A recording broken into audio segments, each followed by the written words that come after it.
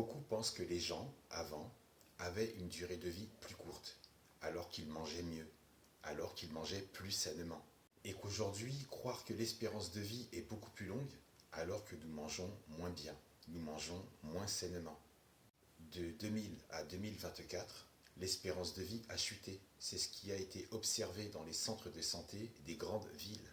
C'est ce qui a été remarqué dans les grandes concentrations de béton où les populations consomment de la malbouffe ou de la nourriture industrielle à volonté. Bien avant l'arrivée des centres d'épuration d'eau mis en service en France en 1940, bien avant l'ère industrielle, on mourait de dysenterie, on mourait de maladies inflammatoires, maladies de l'intestin grêle et du côlon, on mourait d'infections. Et pour cause, l'eau pleine de germes, de champignons, de bactéries, de microbes, avant l'ère industrielle, effectuer un parcours comme Paris-Roubaix, c'était périlleux. Il était possible de se faire dépouiller à l'aller et au retour, de se faire détrousser à plusieurs reprises, et souvent la mort si on s'opposait aux assaillants. Donc très risqué, périlleux et dangereux. Il y a très longtemps, on pouvait aussi mourir de famine, mais l'espérance de vie naturelle reste inchangée. Et depuis la découverte de l'Homo sapiens, les scientifiques ont constaté et sont d'accord sur le fait que l'être humain a une espérance de vie qui table entre 80 et 110 ans. Si tu observes certaines peuplades aux quatre coins de la planète et qui vivent en dehors des grandes villes et donc qui ne consomment pas de produits transformés, ne souffrent pas d'ostéoporose, d'arthrite, pas de fibromyalgie, ne développent pas de cancer et toutes les maladies connues dans toutes les plus grandes villes du monde. Dans les institutions, dans les écoles, on t'abreuve de sornettes et de légendes urbaines pour t'inciter à la consommation, à la surconsommation. T'inciter à l'excès, la surabondance de produits antinomiques contradictoires à notre propre système digestif, incompatibles à notre système de vie. Étaler des produits remaniés, dénaturés, tellement sophistiqués que notre organisme parfois n'arrive pas à synthétiser, n'arrive pas à digérer, et donc à favoriser de nouvelles maladies.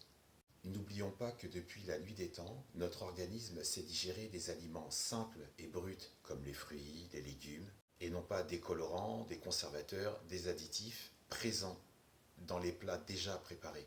Ça dépanne, oui, mais déclenchement d'un cancer préprogrammé. Aujourd'hui, il est nécessaire que les industriels te mettent dans la tête que leur bouffe est de qualité, surchargée d'acides gras transformés. C'est mauvaise graisse pour l'organisme. Et ils ont pour stratégie d'attirer ton attention, toi qui deviens consommateur, sur tous les produits qu'ils veulent te faire vendre. Ils ont besoin que tu consommes, c'est leur motivation première. L'argent. Ta santé passe après. Tant qu'ils s'en mettent plein les poches, ça roule pour eux. On ne les changera pas. Ils peuvent transformer tous les aliments, mais ils ne peuvent pas transformer ton intelligence, ton recul, ton schéma de réflexion, ta capacité d'analyse et ta perception des choses qui sont tout autour de toi. Depuis 1970, il y a une montée en flèche très alarmante d'ostéoporose, cancer du sein, fibromyalgie, dérèglement de la thyroïde. Aujourd'hui, on sait que le cancer du sein se déclenche via les produits laitiers. Le sucre raffiné aussi. En 1920, on en consommait 1,5 kg par habitant et par année. Aujourd'hui, 2024, on en consomme un peu plus de 45 kg par habitant. C'est le perturbateur endocrinien qui tue encore plus que le sida. Le sucre raffiné est le perturbateur endocrinien le plus virulent qui tue encore plus que la poliomyélite. Le sucre raffiné tue encore plus de personnes qu'il y a de guerres dans le monde. Ça se ponctue avec le blé qui a été génétiquement modifié à l'aube de 1963. On lui a ajouté aujourd'hui en 2024 40 chromosomes. Je pense qu'on n'est pas loin des 70. Bref, ça fait trop de chromosomes qui développent le cancer du côlon et d'autres maladies bien plus graves comme les maladies auto-immunes, Alzheimer notamment.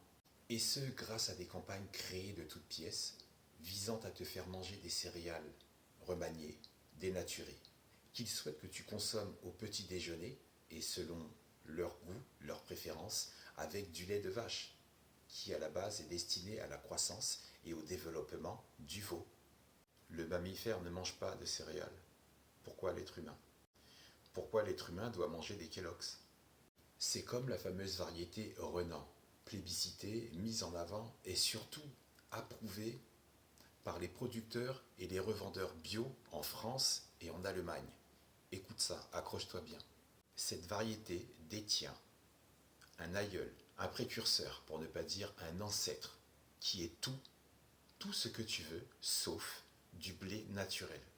Tous ces producteurs qui se disent et se revendiquent bio sont complices et ont créé artificiellement une nouvelle plante juste pour leur business. Une toute nouvelle plante qui n'a jamais existé et qui n'a jamais poussé dans la nature. Et honteusement, toutes ces maladies qui ensuite se sont développées, je parle de maladies graves, transmises par le pain du grec, le pain du Big Mac, la pâte à pizza, les sandwichs, la baguette, les tacos, même s'il y a très longtemps, l'être humain consommait des aliments bruts et simples. Aujourd'hui, on te bluffe avec BN, Belvita, granola, Petit Lu, Madeleine, Pim's, Prince. Et résultat, depuis 2000, les statistiques disent que nous mourrons de plus en plus jeunes. 100 ans en arrière, les pauvres étaient minces et les riches étaient très gros. Aujourd'hui, 2024, pas mal de riches sont en meilleure santé, plus minces ou plus sveltes, tandis que les pauvres des grandes villes et accros à la bouffe industrielle sont de plus en plus gros. Ils jonglent entre le diabète et l'obésité et plein d'autres nouvelles maladies. Et parmi les plus riches industriels, ils ne consomment pas ce qu'ils te vendent parce qu'ils savent ce qu'il y a dans la nourriture qu'ils te proposent. Ils vont continuer avec leurs fausses informations, type le petit déjeuner, c'est le repas le plus important de la journée. Et c'est ainsi qu'ils arrivent à te fourguer des céréales transmutées. Ils vont continuer avec leur propagande médiatique, leur propagande télévisuelle et autres. Mais c'est à toi de prendre du recul. Car c'est à toi d'écouter, d'observer, d'analyser, sans porter de jugement. Car tu es plus intelligent que ça. Car tu sais très bien que les aliments bruts et simples sont beaucoup plus sains que leurs produits arrangés et transmutés.